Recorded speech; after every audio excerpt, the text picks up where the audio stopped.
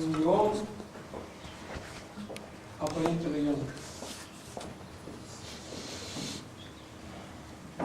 Pentru că este Biserica Părintelui Ionică asta. Știu că Părintele, toată viața va rămâne acolo de Biserica Anglicană. Dar asta este Biserica construită de Părintele Ionică.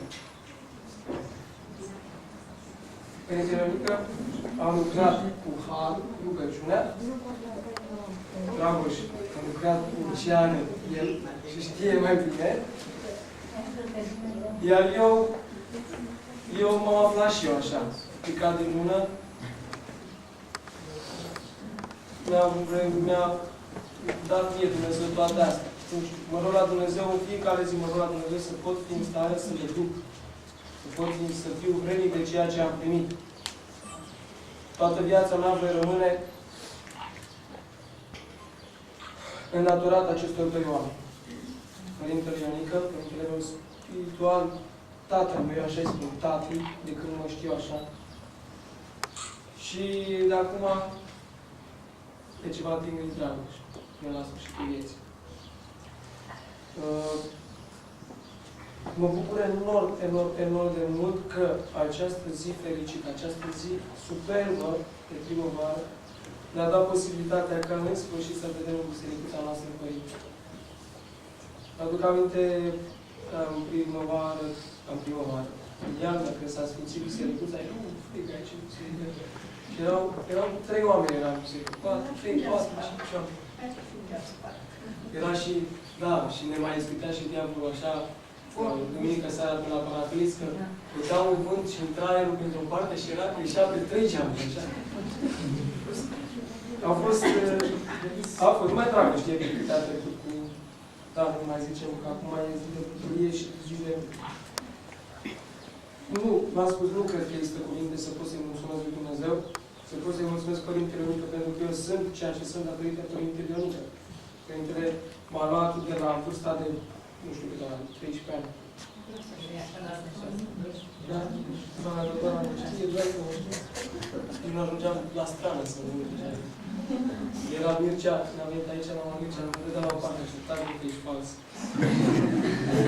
Da, așa are Dumnezeu. Nu știu. Eu mi-am propus, probabil că fiecare își propune un lucru, dar trebuie să ne ținem de el și probabil că până la urmă Dumnezeu. Aici, acum 2 ani de zile, era Ghena de Gânea Liceului. Aici era... Ce era aici, nu vă puteți imagina. Doamna știe că stai aici în cartier. Aici se trecea așa, se tranzita. Era bulevard. Și iată ce am reușit să facem în Colțișor de Rai. Da, Dumnezeu prin Dragoș. Cu grădinarii lui, am făcut pe aici. Aia că până la urmă tot au călcat pe flori, au călcat, nu flori. Da. Mulțumesc mult Dumnezeu. Mulțumesc Părintelui Ionică pentru toată dragostea pe care le-a avut pentru noi și pentru lucrul acesta de deosebit. Și spune Mântuitorul Hristos, vei bate păstorul și se vor risipi oile. Ăștia au fost noi. Aproape 1 an și jumătate cât au fost efectiv izgoniți din bisericuța noastră. Fiecare știu pe ce căi am luat-o. Mai eu știu că aveam momente când în viața mea, deci de la 12 ani când sunt în biserică, niciodată nu am lipsit de la Sfânta Liturghie, niciodată. Dar la acest an și jumătate am lipsit de foarte multe ori de la Liturghie. Deși teolog. N-am mai găsit acolo, în Cucușcuțul, la Părintele Cosmin, sus la biserică, la spital. Atât acolo. Dar rest. Și acum, slavă Domnului, mi-am făcut cucușul meu, care l-am văzut că am crescut așa din... Cum ies acum la zâmbire de vieții. Să nu la mulțumesc pentru tot.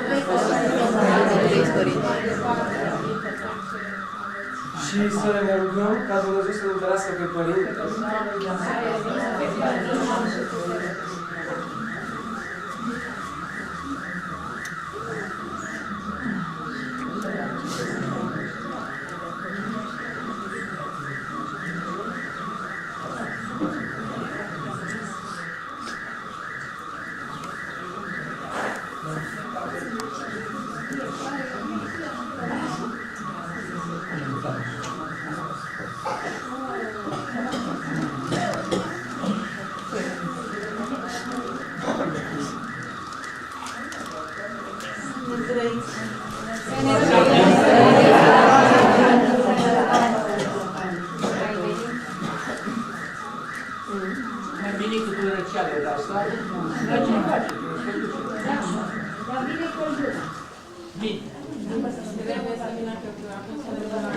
credincioși,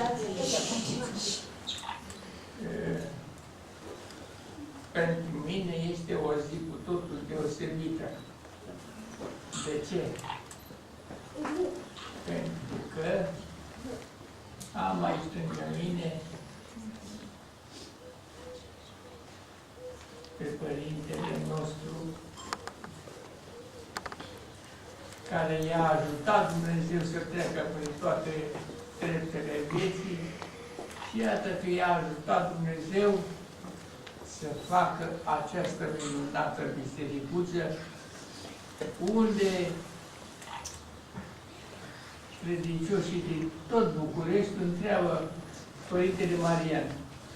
Uite, Părintele Marian este lângă mine, Părintele Ionică, și noi să fim alături de el, că a făcut un lucru minunat. A făcut un lucru minunat. Este un preot care tot ce face, face după rânduirile noastre bisericești, nu e mândru deloc. Mă din contră, este prea umilit câteodată, dar credincioșii îl apreciază și vor fi alături de dânsul toată viața. Dar să fiți și noi pe lângă ei. Eu vă doresc la toți, când vă văd pe dumneavoastră, așa,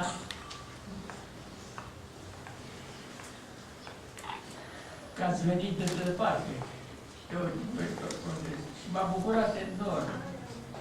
Este un eveniment, Părinte, să vă vedem aici împreună cu Părintele Marian. Păi și asta vreau să treacă de ceala asta. Trebuie să treacă, Părinte. Trebuie să treacă și sunteți în mijlocul nostru aici împreună cu Părintele Marian. Da, și cu dumneavoastră. Cu toți care vă știm. Da, doamna Emilia face așa cu așa. Hristos a înviat și la sănătate și putere să fie Părintelui nostru Marian. Doamne ajută!